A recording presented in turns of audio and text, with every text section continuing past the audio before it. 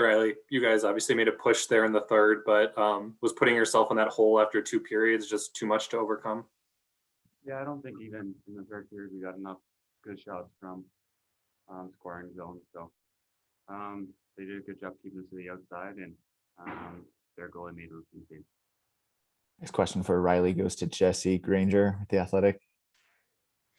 Hey, Riley, I know you guys, based on the talent on the ice, should obviously do a lot better on the power play. Do you think the plays are there to be made and just need to be executed better? Or do you think maybe you guys need to try something different? I mean, we're trying a lot of different things. Sometimes they work, sometimes they don't. I think we just didn't execute tonight. Next, we'll go to Brian Blessing from the Vegas Hockey Hotline. Riley, as the season moves along, I mean, you look at the sense of desperation, big game for every team, but the Kings look at that to get right back into the playoff race. You sense the desperation now against the opposition? I think anytime we play the same team back-to-back games, when they lose the first game, there's going to be a little bit of added desperation on the second night. So, that happens every couple games this year. So, I don't think it has too much to do with the playoff standings right now. It's just more teams don't want to lose 2 in a row.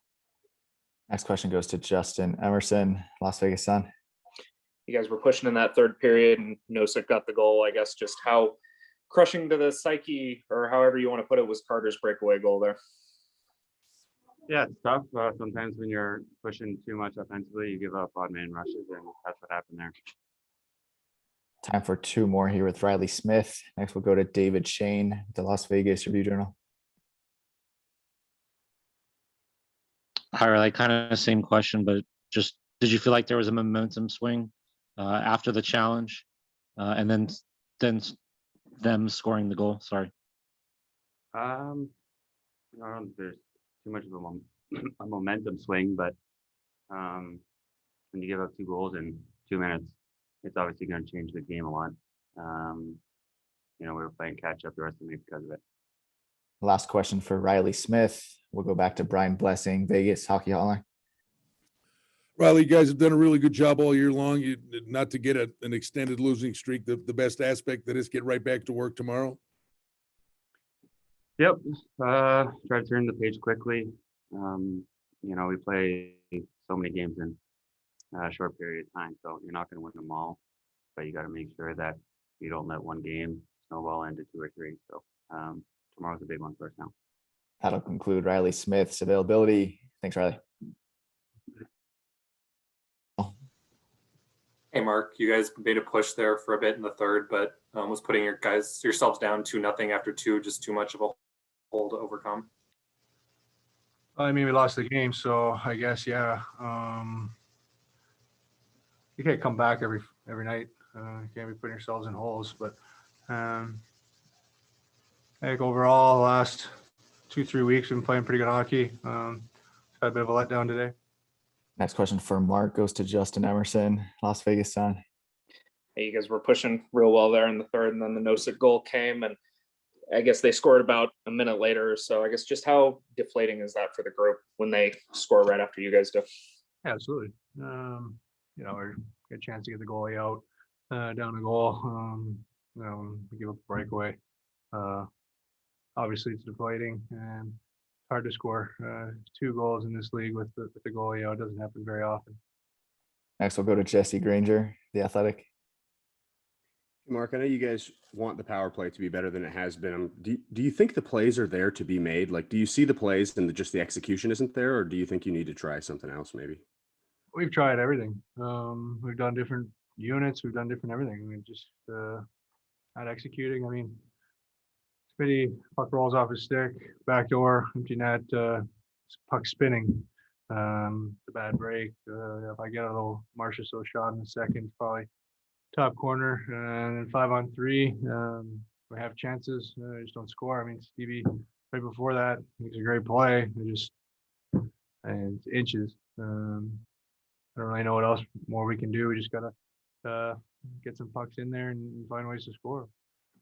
Next, we'll go to David Shane from the Las Vegas Review-Journal. Mark, just to kind of follow up with that, is that where you missed Max, especially tonight on the power play and especially the 5-on-3?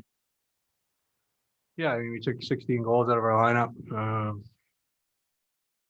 It's not easy, but we're not the only team that's going through injuries. It's a condensed schedule.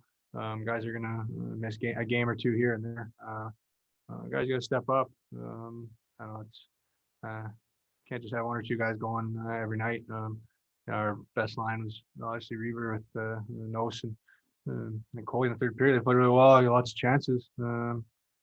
I think we had tons of looks. Just got to find ways to score goals. I mean, the NHL, the opponent you're playing against is good every single night.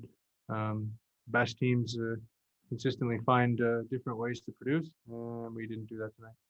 That'll conclude Mark Stone's availability. Thanks, Mark. Thanks. You bet. Hi, Pete. You guys made a push there in the third, but was, going down 2-0 after too big of a hole for you guys to overcome.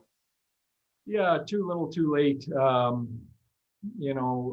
talked since the beginning of the year about beating a team twice, how tough it is, and especially in their building, and they came with a lot of desperation. That second period, we just weren't sharp enough. And that's coaches included. A poor challenge by us that cost us a goal, and they won a lot of the battles in the second period, which really set the game up. And I still thought we had a chance in the third. We had an opportunity to push to get back in it with the power play and some of the pressure we put on, but you can't put yourself in the spot we did with the second period we had.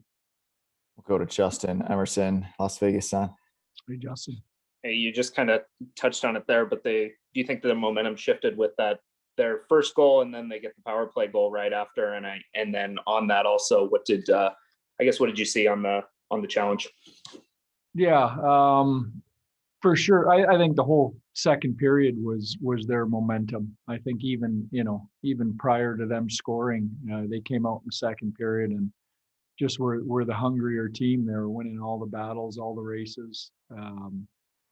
The challenge didn't help. We don't get a good feed at the bench level, so we're relying on our behind the scenes cameras and people. And I think they felt that there was contact with Fleury. I think when I got in at the end of the period and got a chance to really look at some different views, I think that it was probably a marginal call, and the refs probably got it right. So I would have liked to see us kill that. I think we compounded it by making some mistakes on the penalty kill.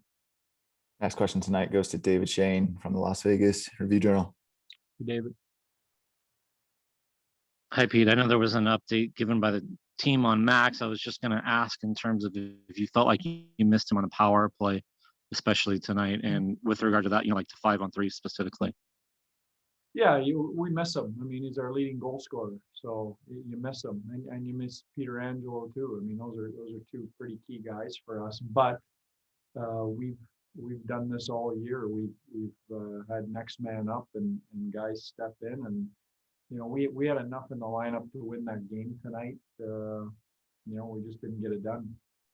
Next question goes to Brian Blessing, Vegas Hockey Hotline. Hey, Brian.